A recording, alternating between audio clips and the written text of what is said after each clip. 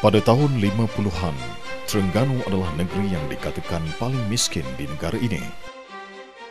Kemudahan asas amat terhad sekali. Penduduk hidup dalam keadaan yang susah. Penutupan lombong biji besi di Bukit Besi Dungun dalam tahun 1970 telah memberi satu lagi tamparan yang besar, ia memburukkan keadaan.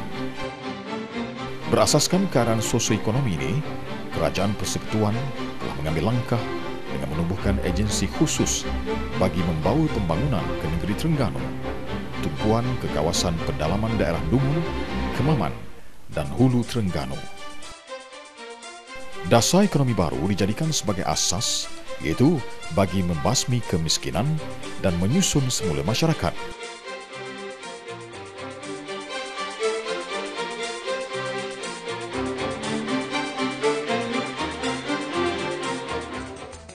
Lembaga Kemajuan Terengganu Tengah atau Ketengah telah diperbadankan pada tanggal 12 April 1973 mengikut Akta Parlimen 104/73 bertujuan bagi membaiki taraf sosioekonomi penduduk dalam wilayah. Kerajaan negeri juga telah meluluskan enakmen bilangan 17/1972 iaitu enakmen berkaitan dengan penyerahan tugas-tugas lembaga.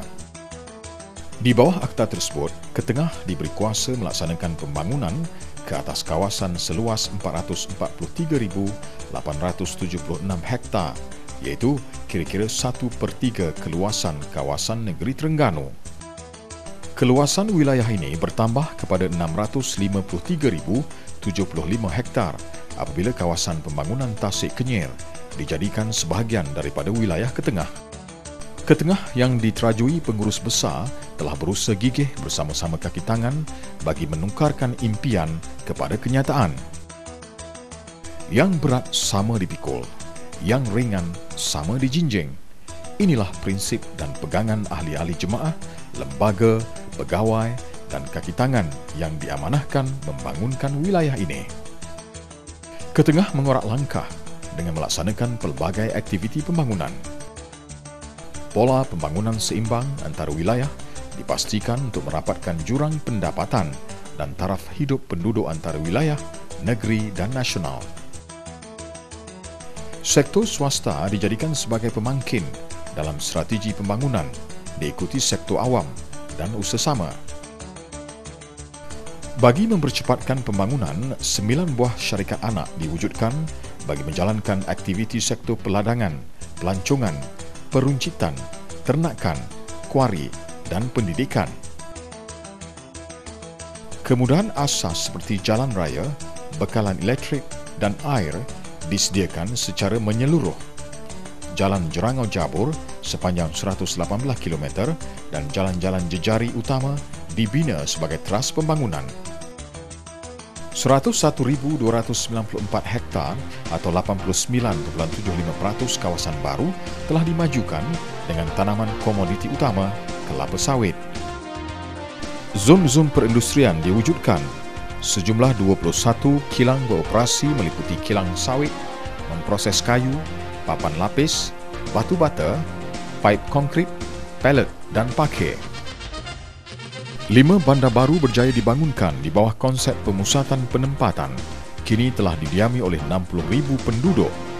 Bandar-bandar dimaksudkan ialah Al-Muktafi Billah Shah, Ketengah Jaya, Bukit Besi, Seri Bandi dan Cenih Baru. Sejumlah 4,300 rumah kos rendah dan kos sederhana termasuk ruang-ruang niaga telah dibina bagi menampung keperluan penduduk. Matlamat ke arah menjadikan setiap rumah satu telefon di bandar-bandar baru telah tercapai. Sementara di kampung-kampung, 80% penduduk telah memperolehi kemudahan melalui talian tanpa wayar atau CDMA. Dalam usaha mengurangkan pergantungan kepada komoditi utama, projek-projek pertanian secara perintis telah dilaksanakan, khususnya pengeluaran buah-buahan tempatan berpotensi. Kampung Tepus sebagai pusat pengeluaran buah salak bermutu tinggi, Kampung Rantau Panjang bagi tanaman pelbagai buah-buahan dan durian mentangau atau Citrus Valley sebagai pusat pengeluaran limau madu utama. Ke arah mempercepatkan pembangunan di kampung-kampung, Ketengah turut melaksanakan program gerakan daya wawasan atau GDW melalui konsep memperkasakan penduduk. Projek-projek dijalankan meliputi projek fizikal, ekonomi dan sosial setempat.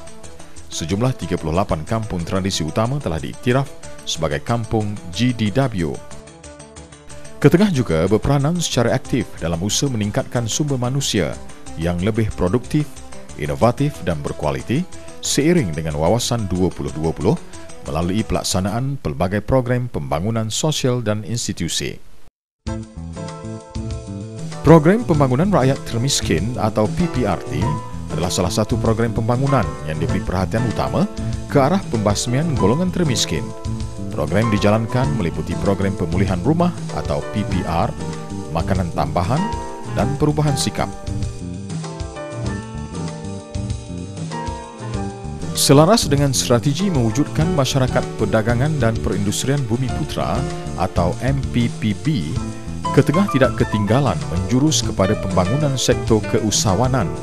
Kini seramai 1,130 usahawan berpotensi telah diberi latihan dan sebahagian besar telah menjalankan pelbagai bidang perniagaan dalam wilayah. Pelaksanaan projek-projek ekonomi berpacukan pasaran juga dilaksanakan bertujuan bagi meningkatkan pendapatan.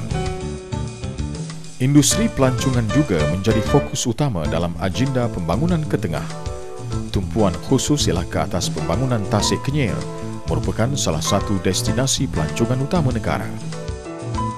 Tasik buatan manusia terbesar di Asia Tenggara ini mempunyai keluasan 38,000 hektar, lebih 340 pulau, 14 air terjun, lokasi-lokasi bersejarah, gua-gua, pelbagai spesies flora dan fauna, dan ikan selain pemandangan yang menarik.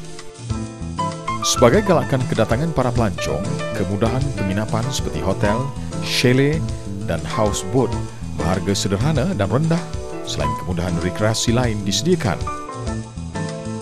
Pelbagai aktiviti tahunan diadakan bagi mempromosi kawasan Tasik Kenyir bagi menarik pengunjung. Sebagai sebuah wilayah yang luas, Ketengah juga mempunyai kawasan-kawasan menarik yang lain. Tasik Puteri, Hutan Lipur Cemerung, Sungai Loh dan Kampung Pasir Raja telah dibangunkan dengan kemudahan-kemudahan rekreasi bersesuaian. Selaras dengan era globalisasi, Ketengah melaksanakan program teknologi komunikasi dan maklumat atau ICT bertujuan mengurangkan jurang digital di antara bandar dan desa. Program-program dijalankan meliputi penubuhan pusat IT masyarakat atau IT MAS, pusat e-community dan makmal ICT sekolah-sekolah rendah dan menengah. Pada April 2001, Kolej Ketengah telah ditubuhkan bertujuan memberi peluang pendidikan yang luas kepada para belia lepasan sekolah luar bandar dengan tumpuan kepada kursus-kursus berasaskan IT. Kejayaan pelbagai program pembangunan ini adalah didokong oleh kekuatan organisasi yang dinamik melalui slogan Bersama Membangun. Pelbagai perancangan baru dilaksanakan selaras dengan perkembangan semasa. Melalui penerimaan anugerah dan penghargaan seperti MS ISO 9002 dan Anugerah Perdana Teknologi Maklumat 2002, Ketengah telah membuktikan kemampuannya sebagai sebuah organisasi pembangunan wilayah berwibawa dalam melaksanakan amanah Kerajaan Persekutuan ke arah memajukan masyarakat luar bandar. Kini wilayah Ketengah telah banyak bertukar wajah berbanding pada awal penubuhannya. Walaupun begitu, selaras dengan misi Kementerian Pembangunan Luar Bandar, wilayah ini akan terus dibangunkan agar masyarakat luar bandar tidak ketinggalan dalam arus perdana kemajuan negara. Agenda terkini ialah bagi melahirkan masyarakat berkualiti dan beriman dikenali sebagai K-Man yang akan menjadi tonggak pembangunan Ketengah di masa akan datang. Ia dinyatakan sebagaimana perutusan pengerusi. InsyaAllah pada tahun 2010 nanti kita akan melahirkan apa yang kita katakan K-Man ataupun Ketengah Man. Definisi Ketengah Man ialah mereka warga Ketengah yang berpendapatan 2,000 sebulan, yang mempunyai anak-anak mereka di kolej ataupun di IPT, yang katakanlah berteknologi dengan kurang-kurangnya katakanlah cita-cita negara satu komputer satu rumah, dan juga mempunyai kediaman yang selesa, rumah yang selesa. Diharap dengan kategori ini kita akan melahirkan KMN ataupun rakyat Ketengah yang lebih baik, yang lebih berdaya maju, yang lebih maju di masa-masa yang akan datang dengan target yang kita beri ialah pada tahun 2010 nanti. Ketengah akan terus melangkah gagah merentasi abad ke-21 dengan membawa obor pembangunan yang seimbang dan relevan dalam senario pembangunan negara. Dengan moto bersama membangun dan jalinan usaha yang mantap bersama penduduk serta agensi-agensi, Ketengah tetap menabur bakti demi mewujudkan masa depan yang lebih cemerlang.